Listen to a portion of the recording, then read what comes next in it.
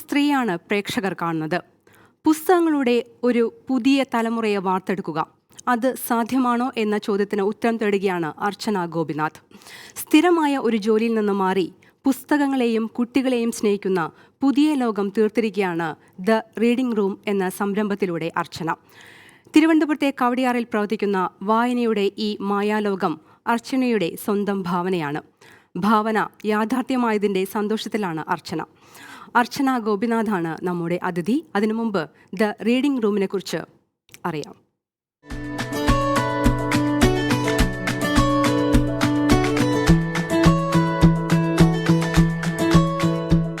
ജീവിതത്തിന്റെ ഭൂരിഭാഗം സമയവും വായനയ്ക്കും എഴുത്തിനുമായി നീക്കിവെച്ചിരുന്ന മുൻ തലമുറയുടെ പാരമ്പര്യം ഇന്ന് നമുക്ക് അവകാശപ്പെടാനുണ്ടെങ്കിലും വായനാശാലകളിലെ അലമാരികളിൽ പുസ്തകങ്ങൾ വായനക്കാരന്റെ കാലൊച്ചയും കാത്തിരിക്കേണ്ട അവസ്ഥയാണിന്ന് ചുറ്റുപാടുകളിൽ. മുട്ടം സ്വദേശിനിയായ അർച്ചന ഗോപിനാഥിനെ വായനയുടെ ലോകത്തേക്ക് ആകർഷിച്ചതും സമൂഹത്തിന്റെ ഈ അവസ്ഥ തന്നെയായിരുന്നു. നാടിന്റെയും ജനതയുടെയും സംസ്കാരത്തെയും ചരിത്രത്തെയും അടയാളപ്പെടുത്താൻ മുഖ്യചാലക ശക്തിയായി പ്രവർത്തിക്കേണ്ട പുസ്തകങ്ങളാണ് ഇന്ന് പലയിടത്തും നിറം പിടിപ്പിച്ച അലമാരകളിൽ കിടന്നുറങ്ങുന്നതെന്ന ബോധമാണ് ദ റീഡിംഗ് റൂം എന്ന ആശയത്തിന് പിന്നിൽ. കവടിയാറിലെ ജവഹർ നഗറിലെ റീഡിംഗ് റൂം ഒരു മായാലോകം തന്നെയാണ്. അക്ഷരങ്ങളുടെ മായാലോകം. കഥ കേൾക്കാൻ ഇഷ്ടപ്പെടുന്ന കുരുന്നുകൾക്കും വലിയ കഥകൾ പറയാൻ കൊതിക്കുന്നവർക്കും ദ റീഡിംഗ് റൂം മറ്റെന്തിനേക്കാളും പ്രിയങ്കരമാവുന്നതും അതുകൊണ്ടാണ്. ബിടെക് ബിരുദധാരിയായ അർച്ചന വായനയെന്ന ആശയത്തിലേക്ക് തിരിയാനുള്ള കാരണം മകൻ സിദ്ധാർത്ഥായിരുന്നു. മകന്റെ അറിവും അക്ഷരങ്ങളെ പറ്റിയുള്ള ജ്ഞാനവും വായനയുമെല്ലാം അർച്ചനയുടെ ചിന്തകളിൽ ദ റീഡിംഗ് റൂം എന്ന ആശയത്തിന് വിത്തുപാകി. അങ്ങനെ കുട്ടികൾക്കും മുതിർന്നവർക്കും ഒരുപോലെ പ്രിയപ്പെട്ട ഇടമായി റീഡിംഗ് റൂം വളർന്നു. 10 മുതൽ 15 കുട്ടികൾ വരെയാണ് ഓരോ ബാച്ചിലുമുള്ളത്. ഓരോ കുട്ടികളെയും പ്രത്യേകമായി ശ്രദ്ധിക്കണമെന്ന ബോധത്തിലൂന്നിയാണ് ക്ലാസിന്റെ ഇത്തരത്തിലുള്ള ക്രമീകരണം. ക്ലാസ് റൂമാണെന്ന ചിന്ത തീർത്തും ഇല്ലാതാക്കാൻ കഥകളും കവിതകളും വിരിയുന്ന വായനയുടെ മുറികളാണ് അർച്ചന ഓരോ കുട്ടികൾക്കും സമ്മാനിക്കുന്നത്. ക്ലാസിക് പുസ്തകങ്ങളിലൂടെ കുട്ടികളെ ചിരിപ്പിക്കാനും ചിന്തിപ്പിക്കാനും ശ്രമിക്കുന്ന റീഡിംഗ് റൂമിന്റെ ലക്ഷ്യം സാമ്പത്തിക ലാഭമല്ല. തുച്ഛമായ മെമ്പർഷിപ്പ് തുകയാണ് അർച്ചന കുട്ടികളിൽ നിന്ന് ഈടാക്കുന്നത്. കുട്ടികൾ വായിച്ചു വളരണമെന്നത് മാത്രമാണ് അലമാരയിൽ ഓരോ പുതിയ പുസ്തകങ്ങൾ അടുക്കി വെക്കുമ്പോഴും അർച്ചനയുടെ മനസ്സിലെ ആഗ്രഹം.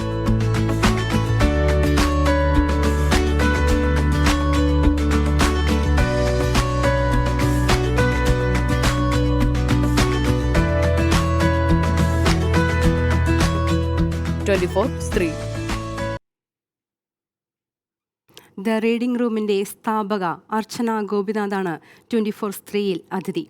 സ്വാഗതം അർച്ചന 24 സ്ത്രീയിലേക്ക്. വായനയിലൂടെ ഒരു പുതിയ ലോകം സാധ്യമാക്കുക, അത് ഒരുപാട് പേരുടെ സ്വപ്നമാണ്. എന്നാൽ ആ സ്വപ്നം യാഥാർത്ഥ്യത്തിലേക്ക് അടുത്തു.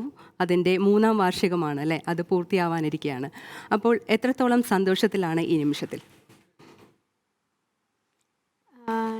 ഇങ്ങനൊരു സംഗതി തുടങ്ങിയപ്പം അത് നടക്കുമോ, ആൾക്കാരതിനെ ആക്സെപ്റ്റ് ചെയ്യുമോ, പിള്ളേരെ വിടുവോ വായിക്കാൻ എന്നുള്ള ഒരു ഷുവർ അല്ലായിരുന്നു. ഞങ്ങളത് തുടങ്ങിയപ്പോൾ ഇത് എങ്ങനെയാവും എന്നുള്ളത്. വളരെ ചെറിയ ഒരു സ്ഥലം എടുത്ത്, വളരെ ചെറിയൊരു വീടെടുത്തിട്ടാണ് തുടങ്ങിയത്. അപ്പോൾ 3 വർഷം ഇത് നീണ്ടു നിന്നു. ഇതിനെ ആൾക്കാർ ആക്സെപ്റ്റ് ചെയ്തു. പേരൻസ് നമ്മൾ ഇങ്ങോട്ട് വിളിച്ച് പിള്ളേരെ വിടണം എന്ന് പറയുമ്പോൾ തന്നെ അതൊരു ഭയങ്കര നല്ലൊരു ഫീലിംഗ് ആണ്. അത് നടക്കും എന്ന് അറിഞ്ഞൂടാതെ തുടങ്ങിയൊരു സ്ഥാപനമായതുകൊണ്ട് അതൊരു നല്ല സന്തോഷമുള്ളൊരു കാര്യമാണ്. റീഡിംഗ് റൂം എന്ന് പറഞ്ഞ കൺസെപ്റ്റ് എന്താണ് അർച്ചനയുടെ വാക്കുകളിൽ? വായന, അതിലൂടെ എന്തെങ്കിലും ക്രിയേറ്റീവായിട്ട് എന്തെങ്കിലും ചെയ്യുക, അതിലൂടെ പുതിയ സംസ്കാരം, അങ്ങനെ തന്നെയാണോ അതിൻ്റെ ഒരു വളർച്ച? ഇല്ലെങ്കിൽ ആ കൺസെപ്റ്റ് തന്നെയാണോ ഇപ്പോൾ യാഥാർത്ഥ്യമായി കൊണ്ടിരിക്കുന്നത്? ഇതിൻ്റെ ഏറ്റവും വലിയ തുടക്കം എന്ന് പറയുന്നത് എനിക്ക് തോന്നുന്നു നമ്മൾ എസ്പെഷ്യലി പിള്ളേർക്ക് ഇന്നത്തെ കാലത്ത് ഒരു കുട്ടിയായിട്ട് ഇരിക്കാനുള്ള ഒരു ചാൻസ് വളരെ കുറവാണ്. പോണു, പഠിക്കണു, ട്യൂഷന് പോണു, ഡാൻസ്, പാട്ട്, സ്പോർട്സ്, ഒത്തിരി ക്ലാസ്സസ് ഉണ്ട്. പിന്നെ തിരിച്ച് വീട്ടിൽ വരുന്നു, 3-4 വലിയ ആൾക്കാരുടെ കൂടെ ഇരിക്കുന്നു. ജസ്റ്റ് പിള്ളേരുടെ കൂടെ ഓടി നടന്ന് കളിക്കാനും ഫ്രീ ആയിട്ട് നടക്കാനും ഉള്ള ചാൻസ് വളരെ കുറവാണ്. ഇപ്പം നമ്മളൊക്കെ ഇറങ്ങി കളിച്ചുകൊണ്ടിരുന്ന പോലെ ആ ഒരു ഓപ്പർച്യൂണിറ്റി കിട്ടുന്നില്ല. അവരെ തന്നെ എക്സ്പ്രസ് ചെയ്യാനുള്ളൊരു ഓപ്പർച്യൂണിറ്റി എനിക്ക് തോന്നുന്നു ഇച്ചിരി കുറഞ്ഞു പോവുകയാണ്. പിന്നെ ഫ്രീ ആയിട്ട് ഇരിക്കുമ്പോൾ തന്നെ കൂടുതലും സ്ക്രീൻസിലോട് ആണ് ഒരു ഇഷ്ടം വരുന്നത് അവർക്ക്.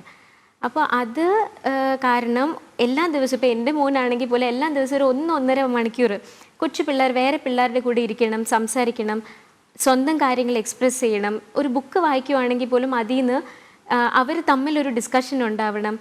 അതായിരുന്നു മെയിൻ ഐഡിയ. ആൾക്കാർ ഒന്നിച്ച് വരണം. കുട്ടികളാണെങ്കിലും ശരി, നമ്മൾ വലിയ ആൾക്കാർക്കുള്ള പ്രോഗ്രാംസ് ചെയ്യുമ്പോഴും ഒരു ചെറിയ സ്പേസിലാണ് ചെയ്യുന്നത്. അപ്പോൾ 10-20 പേര് മാക്സിമം ഒരുമിച്ചൊരു റൂമിൽ വന്ന് എന്തെങ്കിലും ഒരു ആശയം എടുത്ത് അതിനെപ്പറ്റി തുറന്ന് സംസാരിക്കുക.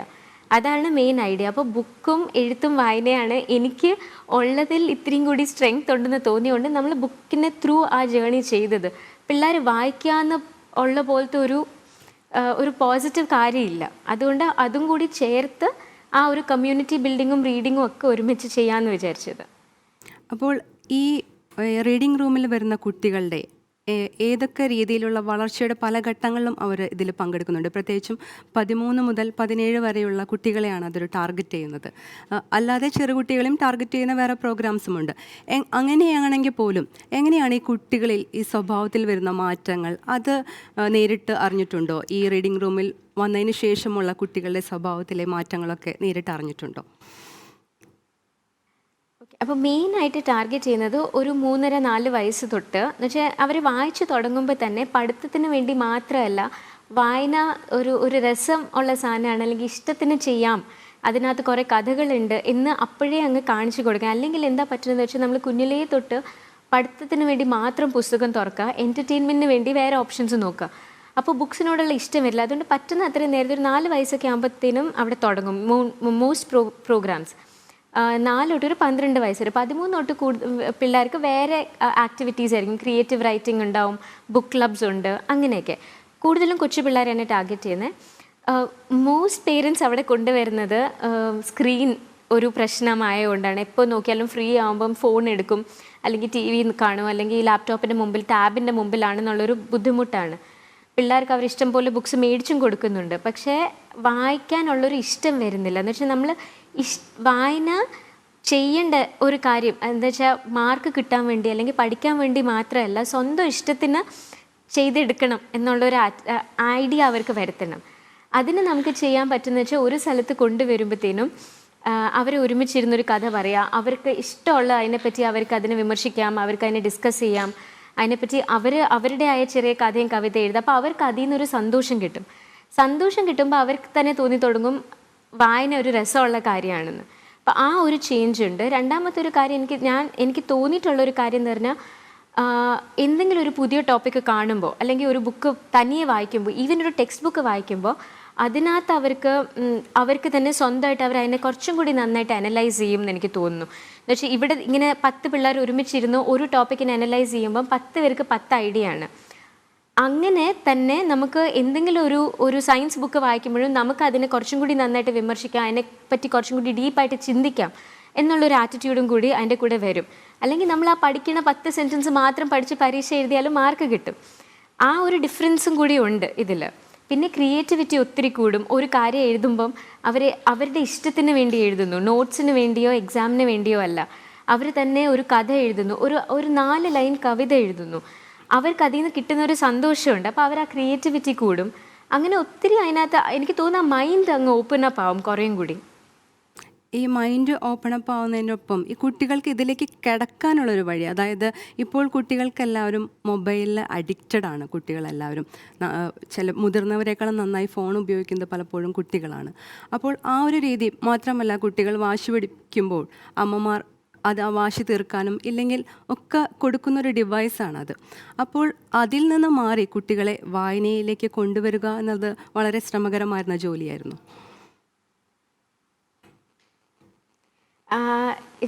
ഇപ്പോൾ ഇതിലെ പ്രശ്നം എന്ന് പറഞ്ഞാൽ നമുക്ക് ആരെയും കുറ്റം പറയാൻ പറ്റത്തില്ല. നമ്മൾ ചെറുതായിരുന്ന സമയത്ത് പുറത്തിറങ്ങി കളിക്കാൻ പറ്റൂല എന്നുണ്ടെങ്കിൽ നമുക്ക് ഓപ്ഷൻ ഇല്ല. ബോറടിക്കുന്നു, എന്ത് ചെയ്യും? അപ്പം എന്ത് കിട്ടിയാലും വായിക്കും. ആ സമയത്ത് ബുക്കിന് ഭംഗി ഉണ്ടാവണം, പടം ഉണ്ടാവണം, എത്ര നല്ല ആനിമേഷനാണ്, ഗ്ലോസി പേപ്പറാണ്, ഇതൊന്നും നമ്മൾ നോക്കുന്നില്ല. എന്ത് കയ്യിൽ കിട്ടിയാലും നമ്മളത് വായിക്കും. ഇപ്പോൾ അങ്ങനെയല്ല. ഈ ഒരു സൈഡിൽ ബ്ലാക്ക് ആൻഡ് വൈറ്റ് ബുക്കും ഒരു സൈഡിൽ ഭയങ്കര കളർഫുള്ളും ഭയങ്കര നന്നായിട്ട് ചെയ്തിരിക്കുന്ന ആനിമേഷനുമാണ്. അപ്പോൾ അതിലൊരു കോമ്പറ്റീഷനേ ഇല്ല. പിള്ളേർ ബോറടിക്കുന്നു, വെളിയിൽ ഇറങ്ങുന്നില്ലെങ്കിൽ അവർ നേരെ അതിൻ്റെ അകത്തോട്ട് തന്നെ പോകും. അപ്പം നമുക്ക് എന്ത് ചെയ്യാൻ പറ്റും ആസ് പേരൻസ് എന്നുള്ളതായിരുന്നു അതിൻ്റെ ചോദ്യം. നമുക്ക് അത്രയും തന്നെ എൻ്റർടൈനിങ് ആണ് ബുക്സും എന്ന് അവരെ കാണിച്ചു കൊടുക്കണം. അപ്പോൾ നമ്മൾ വെറുതെ മേടിച്ച് കൊടുത്ത് ഇരുന്ന് വായിക്കൂ എന്ന് പറയുമ്പം അവർക്ക് അതിനകത്ത് എൻ്റർടൈൻമെൻറ്റ് ഇല്ല. അവർക്ക് ജോലി ചെയ്യണ്ട, ചുമ്മാ ഇരുന്ന് കണ്ടാൽ മതി. അവരുടെ അടുത്തോട്ട് തന്നെ എൻ്റർടൈൻമെൻറ്റ് വരികയാണ്, ശ്രമമില്ല TV കാണുമ്പം.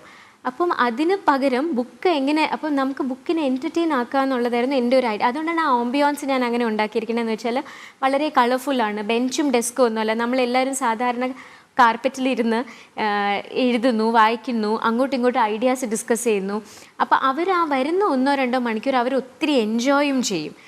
എല്ലാം കഥ വായിക്കുന്നതിൻ്റെ പ്രോസസ്സിലാണ് ഈ ചെയ്യുന്നത്. പക്ഷേ ആ എൻജോയ്മെൻറ്റ് അവർ ആ കഥയോടോ ആ ബുക്കിനോടോ ആയിരിക്കും അസോസിയേറ്റ് ചെയ്യുന്നത്. ഈ ബുക്ക് എനിക്ക് വായിച്ചപ്പോൾ ഇഷ്ടപ്പെട്ടു, ഞാൻ ഒത്തിരി എൻജോയ് ചെയ്തു, ആ ഒരു ഫീലിംഗ് വരുമ്പം അടുത്ത പ്രാവശ്യം ബോറടിക്കുമ്പോൾ പതുക്കെ ഒരു ബുക്ക് എടുക്കാൻ തോന്നും. അതേപോലെ ഈ 10-15 പിള്ളേർ ഒരുമിച്ചിരിക്കുമ്പോൾ അതിൽ എപ്പോഴും 4-5 പേരെങ്കിലും കാണും വായന ഇഷ്ടമുള്ളവർ. അപ്പോൾ അവരെല്ലാ ദിവസവും വീട്ടിൽ പോകുമ്പം ബുക്ക് ബോറോ ചെയ്യും. ലൈബ്രറിയിൽ നിന്ന് അവർക്ക് ബുക്ക് എടുക്കുകയും ചെയ്യാം. അപ്പോൾ അവർ ഈ ബോറോ ചെയ്യുന്ന ഒരു ഇത് കാണുമ്പോൾ ഇവർക്കും തോന്നും എനിക്കും എടുക്കണം ബുക്കെന്ന്. അപ്പം അങ്ങനെ ബാക്കി പിള്ളേരെ കണ്ട് അവരുടെ ചുറ്റുപാട് ഉള്ള പിള്ളേർ എൻജോയ് ചെയ്യുന്ന കാണുമ്പം അവർക്കും ആ ഒരു ഇഷ്ടം വരും. നമുക്ക് അങ്ങനെ വരുത്താൻ പറ്റും. ഒരു ഹാർഡ് വർക്കാണ്. നമുക്ക് ചുമ്മാ മേടിച്ചു കൊടുത്ത് ഇന്നത്തെ കാലത്ത് പറ്റില്ല എന്ന് വെച്ചാൽ അപ്പുറത്തെ സൈഡിൽ സ്ക്രീൻ ഉള്ളത് കൊണ്ട്. അതെ. അപ്പോൾ അത് മാത്രമല്ല, മാതാപിതാക്കളുടെ കാഴ്ചപ്പാടും അതിനനുസരിച്ച് മാറേണ്ടതല്ലേ? കാരണം വീടുകളിലെ അന്തരീക്ഷം ഈ കുട്ടികളുടെ സ്വഭാവത്തെ ഏറെ അതായത് അത് നിർണ്ണയിക്കാവുന്ന ഒന്നാണ്. നാളത്തെ കുട്ടികൾ എന്തായിരിക്കും എന്നുള്ളത് ഇന്നത്തെ വീട്ടിലവരുടെ അന്തരീക്ഷം തീരുമാനിക്കുന്നതാണ്. ആ ഒരു ഇതിലേക്ക് മാറുന്നതിനായിട്ട് മാതാപിതാക്കൾക്ക് ഏതെങ്കിലും രീതിയിലുള്ള ക്ലാസ്സുകളോ ഇല്ലെങ്കിൽ ആ രീതിയിലുള്ള സംസാരങ്ങളോ ഉണ്ടാവാറുണ്ടോ? എങ്ങനെയാണ് റീഡിംഗ് റൂമിൻ്റെ ആ രീതിയിലുള്ള ഇടപെടൽ? മാതാപിതാക്കൾക്കായിട്ട് ഞാൻ ക്ലാസ് നടത്താറില്ല, ഇതുവരെ ചെയ്തിട്ടില്ല. പക്ഷേ എല്ലാവരും വരുമ്പോൾ ഒത്തിരി നേരം ഇരുന്ന് സംസാരിക്കാറുണ്ട്. എന്തുകൊണ്ടാണ്, എങ്ങനെ വായിപ്പിക്കാൻ പറ്റും, എങ്ങനെ എൻകറേജ് ചെയ്യാൻ പറ്റും, അങ്ങനെ കുറേ കോൺവെർസേഷൻ വരാറുണ്ട്.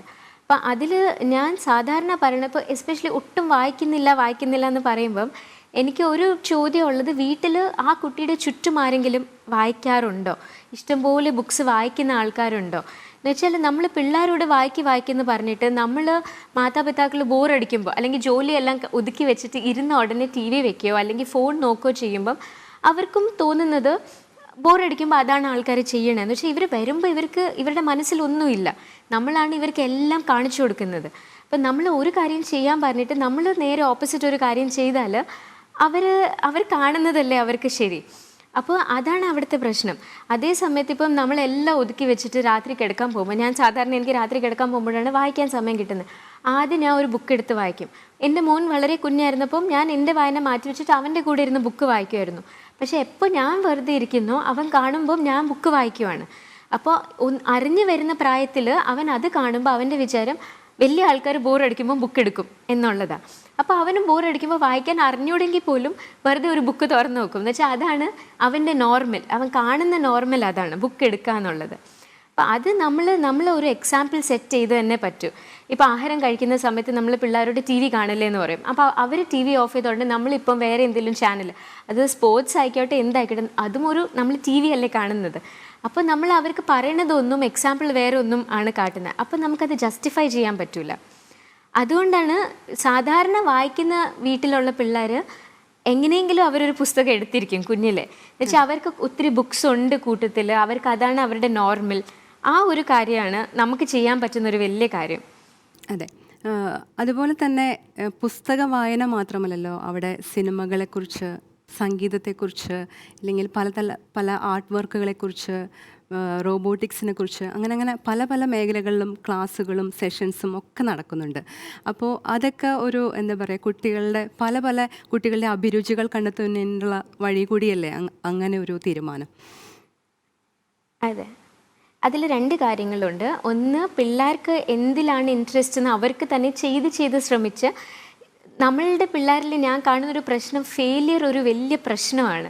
ശരിക്കും അങ്ങനെ ആവരുത്. പല കാര്യങ്ങളും ശ്രമിച്ചിട്ട് പല കാര്യങ്ങളിൽ ഫെയിൽ ആവുക, ഇഷ്ടമുള്ളൊരു കാര്യം കണ്ടുപിടിക്കുക, അതിന് കൂടുതൽ ഹാർഡ് വർക്ക് ചെയ്യുക. ഫെയിലിയർ എന്ന് പറയുന്നത് നമ്മൾ അവരെ പേടിപ്പിച്ച് അങ്ങനെ ഒരു ഭീതിയുള്ള സാധനം ആക്കരുത്.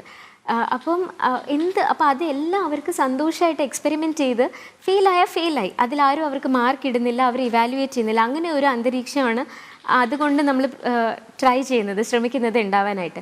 രണ്ടാമത്തെ ഒരു കാര്യം, പിള്ളേർക്ക് മാത്രമല്ല, ഞാൻ ഏറ്റവും ആദ്യം പറഞ്ഞ പോലെ ഒരു ചെറിയ കമ്മ്യൂണിറ്റി സ്പേസ്, ആർക്കും ഇടയ്ക്ക് വന്നിരുന്ന് സംസാരിക്കാം, ഇഷ്ടമുള്ള ഒരു ടോപ്പിക്കിനെ പറ്റി ഒരു ചെറിയ ഡിസ്കഷൻ. നമ്മൾ ആൾക്കാർ അങ്ങോട്ടും ഇങ്ങോട്ടും കാണുന്നില്ല, ഒരു കമ്മ്യൂണിറ്റി ആയിട്ട് ഇച്ചിരി കുറഞ്ഞു വരെയാണ് റിയലായിട്ട് കാണുന്നത്. അപ്പോൾ അതിനൊരു സ്ഥലം ഉണ്ടാക്കാമെന്നൊരു ഐഡിയയും കൂടി ഉണ്ടായിരുന്നു. അതുകൊണ്ട് ഈ പറഞ്ഞ കുറേ ആക്ടിവിറ്റീസ് വലിയ ആൾക്കാർക്കൊക്കെ വേണ്ടിയും കൂടി ഉണ്ടാവാറുണ്ട്. ചില സാറ്റർഡേ ഈവനിങ്സ്, സൺഡേ ഈവനിങ്സ് ഇതുപോലെ എന്തെങ്കിലും ഒരു സിനിമ എടുക്കും. എൻ്റെ ഒരു സുഹൃത്തുണ്ട്, പുള്ളി സിനിമ ഉണ്ടാക്കുന്ന ഡയറക്ടറും പ്രൊഡ്യൂസറും ഒക്കെയാണ്. അപ്പോൾ പുള്ളി ഒരു സിനിമ കൊണ്ടിട്ടിട്ട് അതിനെപ്പറ്റി അല്ലെങ്കിൽ ഡിസ്കസ് ചെയ്യും, അതിനെപ്പറ്റി കുറേ ടെക്നിക്കൽ കാര്യങ്ങൾ പറഞ്ഞു തരും. അപ്പോൾ അതിൽ ഇൻട്രസ്റ്റ് ഉള്ള 10-15 പേര് വന്ന് അങ്ങോട്ടും ഇങ്ങോട്ടും മീറ്റ് ചെയ്യും, സംസാരിക്കും, അവർക്ക് ചെറിയൊരു നെറ്റ്വർക്കിംഗ് ചെയ്യാം. അങ്ങനെ ഒരു കമ്മ്യൂണിറ്റി സ്പേസ്, ആൾക്കാർക്കും കൂടി അങ്ങോട്ടും ഇങ്ങോട്ടും കുറച്ചും കൂടി ഒന്ന് കണക്ട് ചെയ്യാൻ പറ്റുന്നൊരു സ്ഥലം. പിള്ളേരെ പോലെ തന്നെ എനിക്ക് തോന്നുന്നു നമുക്ക് എല്ലാവർക്കും അതിൻ്റെ ആവശ്യമുണ്ട്. ഇടയ്ക്കൊന്ന് ഈ സ്ക്രീനിൽ നിന്നും ജോലിയിൽ നിന്നും വീട്ടിൽ നിന്നൊക്കെ ഇറങ്ങി കുറച്ച് ആൾക്കാരുടെ അടുത്തിരുന്ന് നേരിട്ട് സംസാരിക്കുക ലൈറ്റായിട്ട്. അതും കൂടി ഒരു ഐഡിയ ഉണ്ടായിരുന്നു. അത് ആ ഒരു കൂട്ടായ്മയെ ഓർക്കുമ്പോൾ തന്നെയാണ് വേറിൻ ട്രിവാൻഡ്രം എന്നൊരു കൂട്ടായ്മ കൂടിയുണ്ടല്ലേ. അതായത് ഒരു സപ്പോർട്ടിംഗ് സിസ്റ്റം, അതായത് പുതിയതായി ആ ജില്ലയിൽ വരുന്ന ആളുകൾക്കുള്ള ഒരു സപ്പോർട്ടിംഗ് സിസ്റ്റം. എങ്ങനെയാണ് അതിൻ്റെ ഒരു പ്രവർത്തനം? വേർ ഇൻ ട്രിവാൻഡ്രം ഒരു ഫേസ്ബുക്ക് ഗ്രൂപ്പാണ്. അതിൻ്റെ ബേസിക് ഐഡിയ അതിൻ്റെ പേരിൽ തന്നെയാണ്, വേർ ഇൻ ട്രിവാൻഡ്രം. ആർക്ക് വേണമെങ്കിലും വന്ന് ട്രിവാൻഡ്രത്ത് എവിടെ ഒരു സാധനം കിട്ടും അല്ലെങ്കിൽ ഒരു സർവീസ് കിട്ടും, ട്രിവാൻഡ്രത്ത് എവിടെ അവർക്ക് ഇപ്പോൾ ഒരു വീട് അല്ലെങ്കിൽ പുതിയതായിട്ട് വന്ന ഒരാൾക്ക് ഒരു നല്ല സ്കൂൾ, അവരുടെ ഏരിയയുടെ അടുത്തൊരു സ്കൂൾ, അങ്ങനെ എന്ത് വേണമെങ്കിലും അവിടെ ചോദിക്കാം. എനിക്ക് എൻ്റെ സൈഡിൽ നിന്ന് നോക്കുകയാണെങ്കിൽ വേർ ഇൻ ട്രിവാൻഡ്രത്തിൻ്റെ ഏറ്റവും നല്ല ഭാഗം അത് ഒരുമാതിരി എല്ലാവരും സ്ട്രേഞ്ചേഴ്സാണ്, ആർക്കും അങ്ങോട്ടും ഇങ്ങോട്ടും അറിഞ്ഞുകൂടാ. എന്നാലും എന്ത് ചോദ്യത്തിനും ഒരു 50, 60, 70 ഉത്തരങ്ങളായിരിക്കും ചിലപ്പോൾ വരുന്നത്. ആൾക്കാർക്ക് അറിയാവുന്ന ആൻസേഴ്സൊക്കെ അവർ മനസ്സ് തുറന്ന് അങ്ങോട്ടും ഇങ്ങോട്ടും സഹായിക്കും. അപ്പോൾ എനിക്ക് തോന്നുന്നു അതൊരു ഹോപ്പും കൂടിയാണ്. നമ്മളുടെ കമ്മ്യൂണിറ്റിയിൽ അങ്ങനെ ആൾക്കാരുണ്ട്, അങ്ങോട്ടും ഇങ്ങോട്ടും സഹായിക്കാനാണെങ്കിലും സ്ട്രേഞ്ചേഴ്സിന് വേണ്ടിയും ഒരു കാര്യം കേട്ടാൽ അതിനെപ്പറ്റി അന്വേഷിച്ചിട്ട് വന്ന് ഒരു റെസ്പോൺസ് കൊടുക്കാനും ആ ഒരു സപ്പോർട്ട് സിസ്റ്റം എനിക്കൊന്ന് പുതിയതായിട്ടൊരു സിറ്റിയിൽ വരുമ്പോൾ ആൾക്കാർക്ക് അതൊരു വലിയ സഹായം ആവണം എന്നായിരുന്നു അതിൻ്റെ പിന്നിലുള്ള ഐഡിയ. നമുക്കറിയാം അർച്ചന എൻജിനീയറാണ്. ആ ഒരു സ്ഥിരമായിട്ടുള്ളൊരു ജോലിയിൽ നിന്ന ഒരാളാണ്. 12 വർഷത്തോളം അർച്ചന ആ ജോലി ചെയ്തു. എന്നിട്ട് പെട്ടെന്നൊരു സ്വന്തം ഇഷ്ടങ്ങളും സ്വന്തം പാഷനും ഒക്കെ ഉള്ള വേറൊരു സ്പേസ് ആൾട്ടർനേറ്റീവായിട്ട് കണ്ടെത്തി. അവിടെ എന്താ പറയുക, അവിടെ എല്ലാ പുതിയൊരു തലമുറയ്ക്കാണ് ഒരു മോൾഡ് ചെയ്യുന്ന, പുതിയൊരു തലമുറയെ മോൾഡ് ചെയ്യുക. ആ ഒരു വലിയൊരു സ്വപ്നത്തിലേക്കാണ് അർച്ചന നടക്കുന്നത്. അത് ആ ഒരു തീരുമാനം എത്രത്തോളം ശരിയായിരുന്നു, ഇല്ലെങ്കിൽ അത് ശരിയാണ് എന്ന് ഉറപ്പുണ്ടോ? ശരിയാണെന്ന് എനിക്ക് ഒരു സംശയമില്ല. പിന്നെ അതിലെ ഒരു പ്രശ്നം തന്നെ നമ്മൾ ഇത് കാണുന്നൊരു രീതിയാണ്. എന്ന് വെച്ചാൽ ഞാൻ പഠിച്ചു, ഞാൻ PG ചെയ്തു, പ്രോജക്റ്റ് മാനേജ്മെൻറ്റ് തന്നെയാണ് ചെയ്തത്. 10-12 വർഷം ഞാൻ കൺസ്ട്രക്ഷൻ ഇൻഡസ്ട്രിയിൽ പ്രോജക്റ്റ് മാനേജറായിട്ട് വർക്ക് ചെയ്തു. അപ്പോൾ അത് കാരണം അതിൽ നിന്ന് മാറി വേറെ ഒരു കാര്യം ചെയ്യുമ്പോൾ ഇത് വിട്ടുപോയി എന്നുള്ള രീതിയിലല്ല ഞാൻ അതിനെ കാണുന്നത്. ഞാൻ ഇതിൽ നിന്ന് ഒത്തിരി കാര്യങ്ങൾ പഠിച്ചു. പ്രോജക്റ്റ് മാനേജ്മെൻറ്റിൽ തന്നെ നമ്മളെ ഒത്തിരി സ്ട്രെങ്ത്സ് പഠിപ്പിക്കും. ഒരു കാര്യം പ്ലാൻ ചെയ്യാനാണ്, ഷെഡ്യൂൾ ചെയ്യാനാണോ, ബഡ്ജറ്റ് ചെയ്യാനാണ്, പ്രോജക്റ്റിനെ ക്ലയൻറ്റിനെ എങ്ങനെ ഫേസ് ചെയ്യണം, ഒരു ടീമിനെ എങ്ങനെ കൊണ്ടുപോകണം. അങ്ങനെ ഞാൻ ഇതൊരു 10-12 വർഷം ഇത് ചെയ്തു. എനിക്ക് തോന്നുന്നു ഞാൻ പ്രൈവറ്റ് ഓർഗനൈസേഷനിൽ വർക്ക് ചെയ്തു, MNCസിൽ വർക്ക് ചെയ്തു, ഗവൺമെൻറ് പ്രോജക്ട്സിൽ ഇൻവോൾവ് ആയിരുന്നു. അപ്പോൾ എനിക്ക് അതിൻ്റെ പല ഫേസസിൽ എന്തോ ഭാഗ്യത്തിന് എനിക്ക് പല ഫേസസിൽ നിന്ന് വർക്ക് ചെയ്യാനും പഠിക്കാനും പറ്റി. അപ്പോൾ ഇനി അത് എടുത്ത് അടുത്ത സ്റ്റെപ്പ് എന്താ, അത് എവിടെ ഉപയോഗിക്കാം, എങ്ങനെ നമുക്ക് ഈ എക്സ്പീരിയൻസും എഡ്യൂക്കേഷനും എല്ലാം യൂസ് ചെയ്യാം, സമൂഹത്തിന് പ്രയോജനമുള്ള രീതിയിൽ, വളരെ ചെറിയ രീതിയിലാണെങ്കിലും എങ്ങനെ ഇതിനെ യൂട്ടിലൈസ് ചെയ്യാം എന്നുള്ളതായിരുന്നു അടുത്ത ചിന്ത. അപ്പം ഞാൻ ഇപ്പോഴും അതിനൊരു നെക്സ്റ്റ് സ്റ്റെപ്പായിട്ടാണ് കാണുന്നത്. ജോലി നിർത്തി അല്ലെങ്കിൽ സാക്രിഫൈസ് എന്നുള്ള രീതിയിൽ എനിക്ക് ഫീൽ ചെയ്യുന്നില്ല. അത് എനിക്ക് തോന്നുന്നു ഒരു പ്രോഗ്രസ് ആണ്, അടുത്തതിലേക്ക് ആ ഒരു ഫീലിങ്ങിലാണ് ഞാൻ ഇത് ചെയ്യുന്നത്. തീർച്ചയായും. അപ്പോൾ ഈ ഷോ കാണുന്ന ഒരുപാട് പേരുണ്ടാവും, ഒരുപാട് സ്ത്രീകളുണ്ടാവും. അവരൊക്കെ ഒരുപക്ഷെ വളരെ ടാലൻറ്റഡ് ആയിട്ടുള്ള ആളുകളായിരിക്കാം. അവർ ഒരു 1-2 കുഞ്ഞാവുമ്പോൾ ഈ കരിയർ തന്നെ ഉപേക്ഷിച്ച് പോയ ഒട്ടേറെ സ്ത്രീകളുണ്ടാവും. അപ്പോൾ അവരൊക്കെ ചെയ്യുന്ന ഒരു സാക്രിഫൈസ് എന്ന രീതിയിലാണ് പലപ്പോഴും കുട്ടികൾക്ക് വേണ്ടി ജോലി ഉപേക്ഷിച്ചു. അത് അങ്ങനത്തെ ഒരു ഇത് നമുക്ക് എപ്പോഴും കാണാം. നമ്മളുടെ കൊളീഗ്സ് ആയാലും നമ്മുടെ ചുറ്റുപാടുള്ള ആളുകളൊക്കെ കാണാം. ആ ഒരു ചോദ്യം എപ്പോഴും അവരെ പേഴ്സണലി അലട്ടിക്കൊണ്ടിരിക്കും. കാരണം ജീവിതകാലം മുഴുവൻ സ്വന്തം ടാലൻറ്റ് ഉപയോഗിക്കാൻ പറ്റാതെ, ഇല്ലെങ്കിൽ ആ രീതിയിൽ വീട്ടിൽ ഒതുക്കപ്പെടുന്ന ഒട്ടേറെ സ്ത്രീകളുണ്ട്. ആ സ്ത്രീകളോട് എന്താണ് അർച്ചനയ്ക്ക് പറയാനുള്ളത്? ഫസ്റ്റ് ഓഫ് ഓൾ എനിക്ക് തോന്നുന്നു നമ്മൾ അതിനൊരു സാക്രിഫൈസ് ആയിട്ട് ആദ്യം ആദ്യം നമ്മൾ അതിനൊരു സാക്രിഫൈസ് ആയിട്ട് കാണുന്നില്ല, നമ്മൾ എടുക്കുന്ന ഒരു ചോയ്സാണ്. നമ്മൾക്ക് ആ കുഞ്ഞിനെ വളർത്തണം എന്നുള്ള ഒരു രീതിയിൽ നമ്മൾ ഫസ്റ്റ് ആ സ്റ്റെപ്പ് എടുക്കണു. പക്ഷേ ഒരു ഫേസിൽ പിള്ളേർ വലുതായി വരും, അവർ ഇൻഡിപെൻഡൻ്റ് ആവും. അവർ ഇൻഡിപെൻഡൻ്റ് ആകുമ്പോഴത്തേനും നമ്മൾ ഒരു സ്റ്റെപ്പ് എടുത്തിട്ടില്ലെങ്കിൽ അവർ വലുതായി പോകുമ്പോൾ നമുക്കൊന്നുമില്ല എന്നൊരു ഫീലിംഗ് തോന്നിപ്പോവും. അപ്പോൾ നമുക്കതൊരു വിഷമം.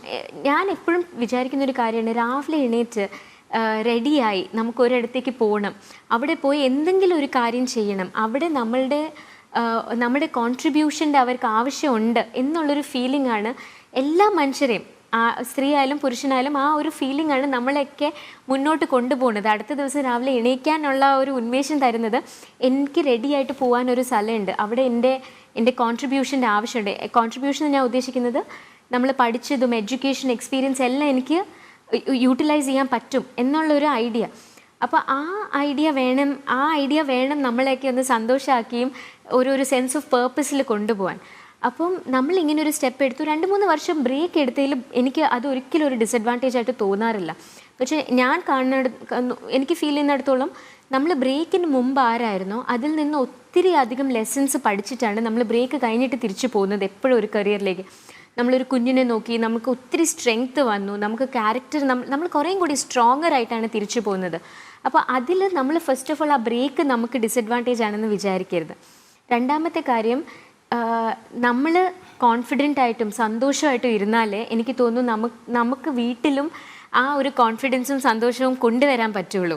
നമ്മൾ ഫുൾ ടൈം വീട്ടിലിരുന്നു, ഞാൻ സാക്രിഫൈസ് ചെയ്തു, എൻ്റെ ജോലി പോയി, ഞാൻ പഠിച്ചത് വെറുതെ ആയി, ആ ഒരു ഫീലിംഗ് നമ്മൾ മനസ്സിലിട്ട് അലട്ടിക്കൊണ്ടിരുന്നാൽ നമ്മൾ ഒരിക്കലും എനിക്ക് തോന്നുന്നില്ല നമുക്ക് 100% ഹാപ്പി ആയിട്ട് നമുക്ക് നമ്മളുടെ കുഞ്ഞുങ്ങളുടെ അടുത്തും ഇരിക്കാൻ പറ്റുന്നത്. നമുക്കൊരു സങ്കടം മനസ്സിലുണ്ടാവും, അത് പുറത്ത് കാണുകയും ചെയ്യും. അപ്പോൾ നമ്മൾ എന്തെങ്കിലും ചെയ്യണം. ഇപ്പോൾ ഒത്തിരി ആൾക്കാർക്ക് ചിലപ്പം 8 hours 9 hours പോകാൻ പറ്റാത്ത സാഹചര്യമുള്ള ലേഡീസ് കാണും. അങ്ങനെയാണെങ്കിൽ എന്തെങ്കിലും കണ്ടുപിടിക്കുക. നമുക്ക് വീട്ടിൽ തന്നെ ചെയ്യാവുന്ന ഒരു ചെറിയ ഓൺട്രപ്രണർഷിപ്പ്, ബേക്കിംഗ് ചെയ്യുന്ന കുറേ പേരുണ്ട്, ബുട്ടീക്ക് നടത്തുന്ന കുറേ പേരുണ്ട്, അല്ലെങ്കിൽ വർക്ക് ഫ്രം ഹോം ഓപ്ഷൻ കണ്ടുപിടിക്കാം. ഓപ്ഷൻസ് ഉണ്ട്. പക്ഷെ എനിക്ക് തോന്നുന്നു ആ ഒരു സ്ട്രെങ്ത്, ഒരു സെൻസ് ഓഫ് പേർപ്പസ്, എന്തെങ്കിലും ചെയ്യണം എന്നുള്ളൊരു പേർപ്പസ് ആണ് നമുക്ക് എല്ലാവർക്കും ആവശ്യം. അത് നമ്മൾ എന്തെങ്കിലും ഒരു രീതിയിൽ ചെയ്യുന്നതാണ് നല്ലത്. നമ്മൾ ജോലി ഉപേക്ഷിച്ചാലും അത് വേറൊരു രീതിയിലേക്ക്, വേറൊരു സ്വന്തം ഇഷ്ടങ്ങൾ പുതിയ തലമുറയിലേക്ക് പകർന്നു കൊടുക്കുന്ന ഒരു മാതൃകയാണ് അർച്ചന കാണിച്ചത്. വളരെയധികം നന്ദി അർച്ചന, 24/3 അതിഥിയായി എത്തിയതിന്. 24/3 ആണ് പ്രേക്ഷകർ കണ്ടത്. റീഡിംഗ് റൂം എന്ന സംരംഭത്തിലൂടെ പുതിയ തലമുറയെ വായനയിലേക്ക് അടുപ്പിക്കുന്ന അർച്ചന ഗോപിനാഥായിരുന്നു നമ്മുടെ അതിഥി. നമസ്കാരം.